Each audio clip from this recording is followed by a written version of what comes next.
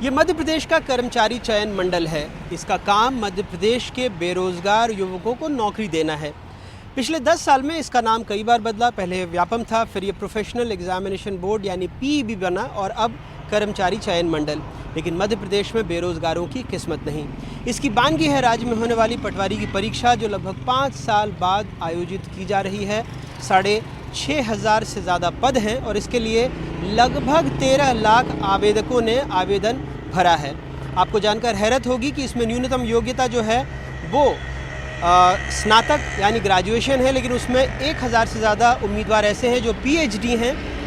लगभग 2 लाख के करीब उम्मीदवार ऐसे हैं जो स्नातकोत्तर यानी पीजी हैं।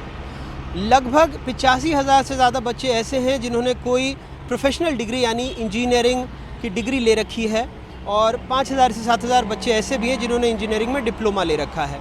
तो आप समझ सकते हैं कि मध्य प्रदेश में हर लगभग जो 70वां बेरोज़गार है उसने पटवारी की परीक्षा के लिए आवेदन दिया है।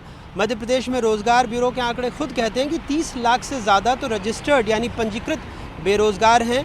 मुख्यमंत्री कई सालों से कहते रहे कि हर साल 1 लाख से ज़्यादा जो रोज़गार हैं वो सृजित करेंगे, लेकिन अब जो सत्तारूढ़ दल के नेता हैं वो आत्मनिर्भर भारत की ओर बढ़ चले हैं। यानी उनका ये कहना होता है कि सिर्फ रोज़गार सरकारी रोज़गार नहीं होता है, रोज़गार वो भी है कि आप स्वावलंबी बने, कुछ काम करें। लेकिन उसमें भी हमने देखा है कि जब तमाम तरह की योजनाएं चलती हैं जिसमें कहा जाता है कि बेरोज़गारों को कोई लोन दिया जाएगा जिससे वो अपना कोई काम शुरू कर पाएँ, तो उसमें भी कितने कम लोगों को वो लोन स्वीकृत हो पाता है।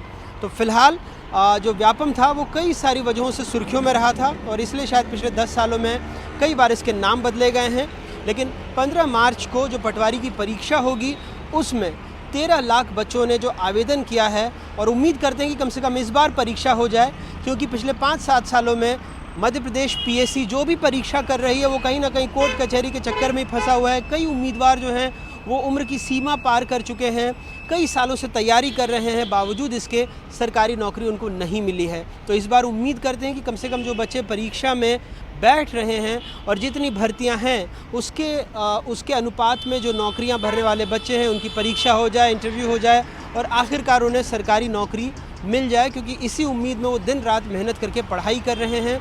लेकिन मध्य प्रदेश उन राज्यों में शुमार है।